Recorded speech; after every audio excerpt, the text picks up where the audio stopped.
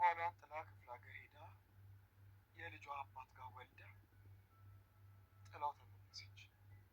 አይገርም? ጭራሽ የማይታመን ታሪክ። በቃ ዳግም ይሄን ነገር ነው ማስታወስ የማልፈልገው ቁሴን አትቀስቅስም። እሺ ግን ልጠይቅሽ፣ ናሆምስ የእውነት ልጅሽ ነው? እሱ ደግሞ ምን ማለት ነው? እርግጠኛ ይህን ስትወልጂ እሱ ያኔ ትንሽ ልጅ ነበር። ቆይ የትኛዋ እናት ናት ነፍስ ያላወቀ ህፃን ልጅ ጥላ እንደዛ የምታረገች? እሺ በቃ ዳግም ይሄን ርዕስ እንዝጋው። እኔ ግን ገና እየተከፈተ እንዳለ ይሰማል። ናሆም የወይዘሮ ዝናሽ ልጅ አለመሆኑ ተረጋገጠ። ዳግምም እያስፈራራት ነው የሚገኘው። ውጣ የምትይኝ ከሆነ ከዚህ ቤት ወይ አንድ ድርጅቱን ትሰጪያለሽ፣ ካልሆነ ደግሞ ይህን ጉድሽን እዘረግፈዋለሁ። አሁንማ የምኖርበት ትልቅ ምክንያት አግኝቻለሁ። እሱም ኑሐሚን ናት። ኑሐሚንን በጣም ወድጃታለሁ፣ አፍቅሬያታለሁ በማለት እንግዲህ አስረግጦ ሲነግራት እሷም ይሄን መቋቋም ስላልቻለች ጨልላለች። ምክንያቱም ቆይች ልጅ ምንድን ነው ማደርጋት? ከቤት አስወጣዋት፣ አባረርኳት። አሁን እሺ ምንድን ነው ማደርገው? በማለት ጨልላ ነው የምትገኘው ማለት ነው። ኤቢና ኤርሚ እየተልከሰከሱ ናሆም ይዟቸዋል ማለት ነው።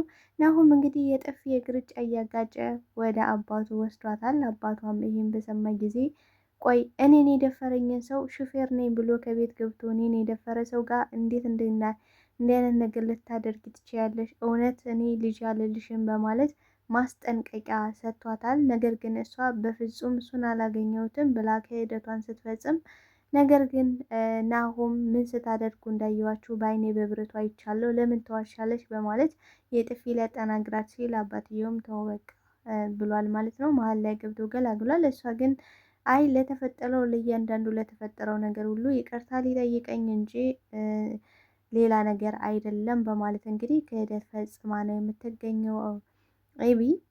በሌላ በኩል ኑሐሚን ግን በጣም ድብር ውስጥ ነው የገባችው። በጣም ደብሯታል። ምክንያቱም ደግሞ የደበራት አምራንን ናሆም ከእነሱ ቤት እንግዲህ የራት ግብዣ ባደረጉበት ሁኔታ አምራን አብራ ስለተገኘች በዚህ በጣም ደብሯታል። ምክንያቱም ኑሐሚን በጣም ደስተኛ ነበረች። ከናሆም ጋር ስራ ልጀምር ስለሆነ እንደገና ደግሞ ናሆምን ስለምትወደው ስለምታፈቅረው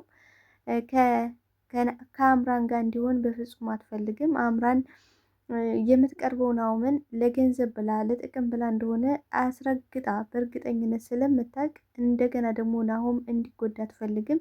ምክንያቱም ናሆም ማለት የዋህ ትሁት፣ በቃ የሰጡትን ነገር የሚያምን ሰው ስለሆነ ዝም ብላ እያጭበረበረችው እንደሆነ ስለምታውቅ በዚህ በጣም ደብሯታል፣ ተከፍታለች ማለት ነው። የራት ግብዣውንም እንግዲህ እንዳልሆነ አድርገው ወይዘሮ ዝናሽና ኤቢ አበለሻሽተውታል። እንግዲህ ምግቡን ረግጠው ሲወጡና ሲገቡ እንዲሁም ደግሞ ምግቡ እንደማይጣፍጥ ሲናገሩ እየሰማን ነበረ። አቶ ሌኩን ግን አረባካችሁ ዝም በሉ እባካችሁ እያለ ቢማጸናቸውም እነሱ ግን ሊሰሙ አልቻሉም ማለት ነው።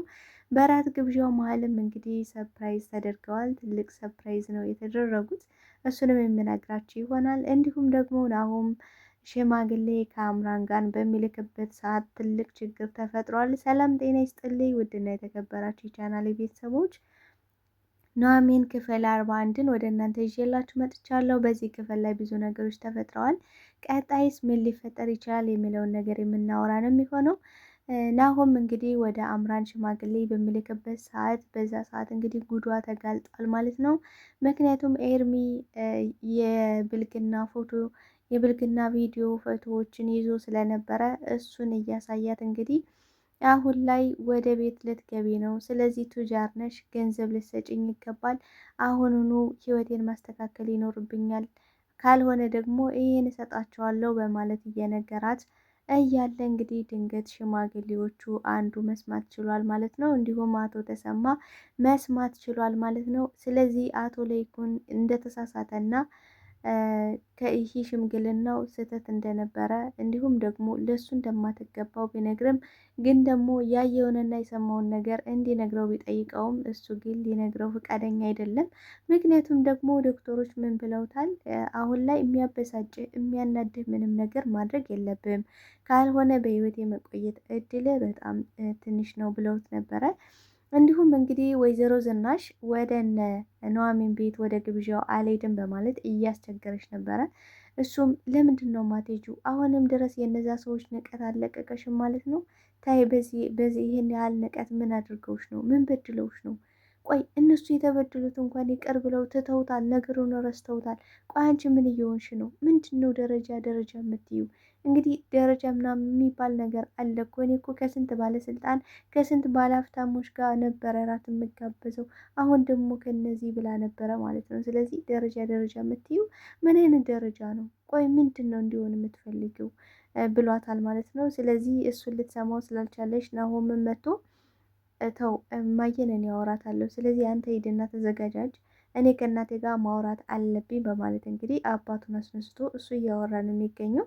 እሱም እንግዲህ እንድትዘጋጅና ኑሐሚን ምን እንዳደረገቻት ሲጠይቃት እኔ እኮ ከዛ ቤት እኮ ሁላቸውንም ማየት አልፈልግም ከአቶ ተሰማ ውጪ ባለችበት ሰዓት እሱም ቆይ እሺ ኑሐሚንንስ የበደልሻትን የሰራሽባትን ስራ ሁሉ እሱ አንገት አስደፍቶች ነው ይባል፣ ነገር ግን ኤደንና ገነት ምን አድርገውች ነው ሲላት ብዙ ማታውቃቸው ነገሮች አሉ ብላለች ማለት ነው። ምክንያቱም ከዚህ በፊትም እንደምናስታውሰው የኑሐሚን ልጅ ልትገይልኝ ይገባል አስወግጅልኝ በማለት እንግዲህ መድኃኒት ሰታት፣ እንዲሁም ደግሞ ጠቀም ያለ ገንዘብ ለገነት በመስጠት በዛ ምክንያት እንግዲህ ክደዋት ነበረ። ወይዘሮ ገነትም ገንዘቡን ከተቀበለች በኋላ የኑሐሚንና የአቶ ተሰማን ልብ ለማግኘት ገንዘብ ልስጥሽ ስትላይ አልፈልግም አልኳት፣ የልጅ ልጅ ልታጠፋብኝ ነበረ ብላ እንግዲህ ቃውጤ አድርገው ነበር ቤቱን። በዛም ምክንያት ነው እንግዲህ ኑሐሚንና አቶ ተሰማ ልባቸው ውስጥ ገብተው ወደዛ ቤትም የመግባት እድል ያገኙት በዚህ ምክንያት ነበረ። ኑሐሚንም በሙሉ ልቧ ያመነቻት በዚህ ነው ማለት ነው። ስለዚህ ይህ ክደት ስለተፈጸመባት ወይዘሮ ዝናሽ ደግሞ መሄድ አትፈልግም። ሲቀጥል ደግሞ ለነ ኑሐሚን ትልቅ ንቀት ነው ያለባት ማለት ነው። ዳግምም እንግዲህ ወደ እናቱ በመምጣት ቆይ ከነ ኑሐሚን ጋር እንደተጋበዛችሁ ሰማሁ ልበል? ቆይ እኔ ግን ከዚህ ቤት የቤቷ አባል አይደለሁም እንዴ? እኔ ለምንድን ነው ማልጋበዘው ሲላት፣ እሷ ምን ብላለሽ? ግብዣው የመጣው እኮ በላይኩን በኩል ነው፣ አንተ ደግሞ የእኔ ልጅ ነህ ስትለው፣ እሱ ቆይ የእኔ ልጅ ነው ያልሽው እኮ፣ እስኪ ድምፅሽን አንዴ ከፍ አድርጊው። ለነገሩ ተይው፣ ምክንያቱም የጓደኛ ልጅም ልጅ ይባላል። ነገር ግን እኔ ምልሽ ቆይ ምን የትኛዋ እናት ናት በዚህ ዓለም ላይ ጫቅላ ልጇን ትታ ከሌላ ወንድ ጋር ሂዳ ደግሞ ማግጣ የምትወልደው ምን አይነት እናት ብትሆን ነው? ቆይ በዛን ሰዓት ናሁም ገና ሕፃን ልጅ ነበረ። ስለዚህ እንዴት ነው ደግሞ እኔን ሂደሽ ከአባቴ ልትወልጅኝ የቻልሽው? እንዴት ነው ከባልሽ ጋር ልትማግጭ የቻልሽው? ከባልሽ በላይ ልትማግጭ የቻልሽው? ናሁም ግን እውነት ያንቺ ልጅ ነው ሲላት፣ በቃ ይሄን ርዕስ እንዝጋው ከዚህ በላይ አልችልም ብላ እንግዲህ በጣም ተበሳጭታለች። ምክንያቱም ሌላ ጉድ ነው የወጣው፣ አስደንግጧታል። በቃ ተርበትብታለች የምትለው ነገር ነው ግራ የገባት። ስለዚህ አሁን ላይ ብዙ ነገሮች እያስጨንቋት ጨልላ ነው የምትገኘው ወይዘሮ ዝናሽ። በዚህ በኩል የዳግም ጉዳይ ኑሐሚን አንድ ቀን ታፈርጠዋለች ብላ ታስባለች። በዛ ላይ ደግሞ የዳግም ከዛ ቤት መቀመጥ ትልቅ ችግር ፈጥሮባታል፣ ትልቅ ጭንቀትን ፈጥሮባታል ማለት ነው። መቼ እንደሚፈነዳ ስለማታውቅ እንግዲህ ግራ ተጋብታ ቀን በቀን እየጨለለች ነው የምትገኘው። ኑሐሚንም እንግዲህ ለምንድን ነው የተናደደችው? ለምንድን ነው በአምራን በዚህ ልክ የቀናሽው ብለን ስናስብ አምራን እንደማትሆነው እናውቃለን። እንግዲህ መጀመሪያ ላይ እንደነገርኳቸው አምራን የቀረበችው እኔ ለገንዘቡ ብዬ እንጂ ፍቅርማ ከአንተ ውጭ ወደ ውጭ ብላ ነበር ኤርሚን። ከአንተ ነው የቀረው፣ አንተ እኔን ስትረጋግጠኝ ነው የዛኔ ነው ፍቅር የቀረው። አሁን ላይ ፍቅር ምናምን የሚባል ነገር የለም። አሁን ላይ ያን ቤት እንዴት ከዛ ቤት አንዴ እግሬ ግባ እንጂ እንዴት እንደምበቀላቸው እኔ ነኝ የማውቀው። እናትየዋ ያላት ጥላቻ እንዲሁም አባትየው ብላለች። እንግዲህ ከግብዣው መሀል አምራን በጣም ተበሳጭታና ተናዳ ነበረ። ምክንያቱም ወደዛ ቤት ራሱ የመሄድ እቅድ አልነበራትም። ግብዣ ስትጋበዝም ናሁም የሆነ ቆንጆ ቦታ ወስድሻለሁ፣ እራት እዛ እንበላለን በማለት ሲነግራት፣ ኦ በጣም ደስ ይላል፣ አማቾች በስተመጨረሻ ጋበዙኝ ማለት ነው ስትል፣ አይ አይደለም ዝም ብለሽ ተዘጋጅ ብቻ እንጂ ተዘጋጅተሽ ጠብቂኝ ሲላት፣ እሷም እሺ በማለት እንግዲህ ተመናቀር የወጣውበት ቤት ዙር የተጋበዝኩ በክብር ተጋበዝኩ ማለት ነው። አሁን ያልቅላችኋል። ምን እንደማደርጋችሁኝ እኔ ነኝ የማውቅ ብላለች። ምክንያቱም መጀመሪያ ከእነ ናኦሚን ቤት እንደሆነ አላወቀችም ነበረ፣ አልጠረጠረችም ነበር። እንግዲህ ኤርሚን በማግኘት መጀመሪያ ኤርሚ አሁን ላይ እየተከታተላት ነው የሚገኘው። ምክንያቱም በቅርብ ርቀት ሁለቱንም ነው ማጥመድ የሚፈልገው። በዚህ አምራንን ከአምራን ጋር አሁንም እንደ ፍቅር ማጫወት ይፈልጋል። አምራንን በተለያዩ ነገሮች እያስፈራራ ከእሷ ጋር አብሮ መሆን የሚፈልገው ድብብቆሽ ይፈልጋል። ምክንያቱም ምን ብሏል? ይህን ሴራ ያሴር ነው ከዛ ቤት እንድትገቢ ከዛ ቤት እንድትሆኝ ናሆምን ፍቅር እንዲይዘው እንድታፈቅሪው የሁለታችን ሀሳብ ነበረ። ስለዚህ ብቻሽን ያቀርሽው ያሰብሽው ነገር ስላልሆነ እኔም እኩል ከዛ ቤት እኩል ያስፈልገኛል ብሏል። እንግዲህ ሰዎች እስኪያስቡት ሰው ያለፋበትን ከላቡ ያልሆነውን ነገር ግን ደግሞ ዝም ብሎ ተቀምጦ የሰው ገንዘብ ሲመኝ ማለት ነው። አምራንና ኤርሚ ልክ እንደዚህ ናቸው የሆኑት አሁን ላይ ማለት ነው። ስለዚህ የት እንደምትሄጂና የት እንደተጋበሽ እኮ እኔ ያውቃለሁ። አሁን እኮ ኤቢ ለእኔ ቀኝ እጄ ናት። የኤቢ ሹፌር መሆኔን አታውቂም እንዴ? አሁን እኮ እያንዳንዱ የሚፈጠረው ነገር ከዛ ቤት አውቃለሁ ሲላት፣ እሷም ሽማግሌ እንደሚላክልኝ ማውቃሃላ ስትለው አውቃለሁ ሽማግሌ እንደሚላክ እንዲሁም ደግሞ ከነናሚን ቤት እራት እንደተጋበሽ። እንዲህ ይሄን እኮ አያፍርም ናሆም ሰርፕራይዝ ነው ብሎ ጋብዞሽ እንዳይሆን ሲላት፣ በፍጹም አይሆንም እንዴት ብላለች። እንግዲህ ድንገትም ለናሆም ይደውልላታል። ቆይ እኔ የምልህ እራቱ ግን ምናምን ብላ ስለ እራቱ ልጠይቅ ስትል አይ በቃ ተወው ብላለች። ምክንያቱም ከሱ ጋር ከሆነ የትም ይመቸኛል፣ አሁን እንደ ድሮዋ ሴት ነው እንደ መመስለ በማለት ኤርሚን አመናጭቀው ሄዳለች። ነገር ግን እሷ አሁን ታርጌቷ ምን እንደሆነ በደንብ እናውቃለን። ገንዘብና ገንዘብ ነው። ኤርሚ ፍቅርም አሁን የወጣላት ይመስላል። ምክንያቱም ኑሐሚንን ምን ያህል እንደሚያፈቅራት ምን ያህል እንደሚወዳት እናውቃለን። ነገር ግን አሁን ወደ መበቀል ነው እየሄደ ያለው ኤርሚ ከናሆም ጋር ሲያያት። ነገር ግን አሁን ሽማግሌ ወደ አምራን በመላኩ በጣም ደስ አሰኝቶታል። በቃ አንድ እርምጃ ተራምጃለሁ ቀድም ያለው ብሎ ነው የሚገኘው።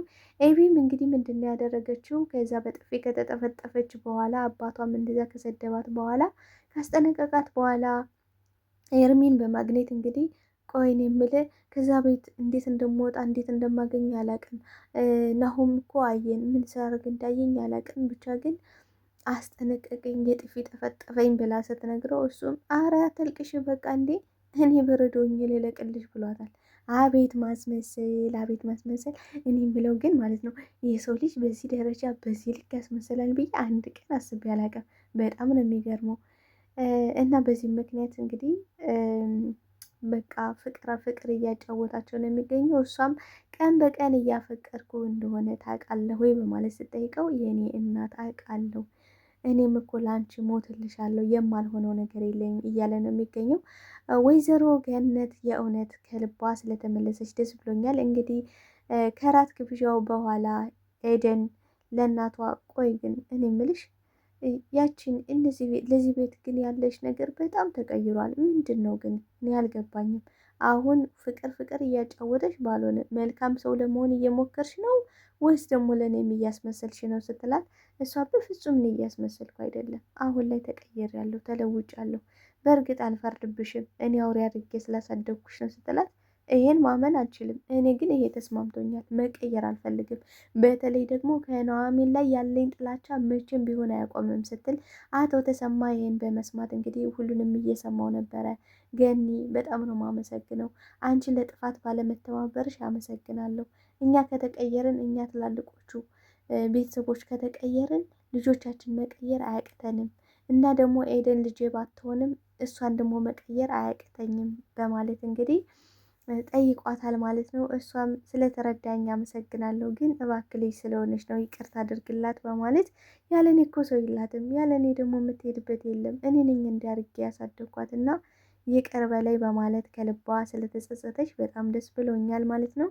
አቶ ለይኩንም ከዛ ቤት ያደረጉት ድርጊት በጣም ስላበሳጨውና ስላናደደው ሰፕራይዙንም ስላበላሹበት እንግዲህ ወይዘሮ ዝናሽን ለምንድን ነው እንደዚህ ያደረግሽው? ምን እየሆንሽ ነው? በማለት ፍጥርቅ አድርጎ ሲጠይቃት እሷም በቃኝ ከዚህ ቤት እንዲያውም በጣም እያቀለሸለሸኝ ነው። ምን እየሆንክ ነው አንተ ራሱ ምንድን ነው እነዚህ ሰዎች ያነ ሽማግሌ ምንድን ነው ያስነካ በማለት ስትነግረው እሱም የጥፊ ላጮላት ሲል እንግዲህ ናሁም መጥቶ እየገላገለ ነው የሚገኘው። አሁን ወይዘሮ ዝናሽ ከዛ ቤት መባረሪያዋ እየቀረበ ይመስላል። በቀጣይ ክፍል ያባራታል ብዬ ተስፋ አደርጋለሁ። ምክንያቱም ያላት ንቀት እንግዲህ ጓደኛው ምን ያህል እንደሚወደው እናውቃለን። ቤቱን ሰፕራይዝ ሊያደርገውና ሕክምናውን ወደ ውጭ ሄዶ እንደሚታከም ሰፕራይዝ ሊያደርግ ነበር። ነገር ግን ሰፕራይዙን ሁሉንም ነገር ያላቸውን ንቀት አሳይታ አሁን ላይ በብዙ ጉድ ተወጥራ የምትገኘው ወይዘሮ ዝናሽ ከዛ ቤት መባረሪያዋ በጣም ደርሷል። በጉጉት እየጠበቅን ነው። ቀጣይ ክፍል ይዤላችሁ መመጣን የሚሆን አብራችሁኝ ስለነበረን ቆይታ እጅግ አድርጌ አመሰግናለሁ። ታዲያ ቤተሰቦችዬ ላይክ፣ ሼር እያደረጋችሁ እንድታበረታቱኝ በአክብሮት እጠይቃቸዋለሁ። እንግዲህ ኑሐሚን የነበረን ቆይታ ይህን ይመስል ነበረ። በቀጣይ እንግዲህ ምን ሊፈጠር ይችላል የሚለውን ነገር እናንተ እስኪ በኮሜንት ሴክሽን ላይ ያስቀምጡልኝ ሀሳብ አስተያየታችሁን። ባይ ባይ ቤተሰብ።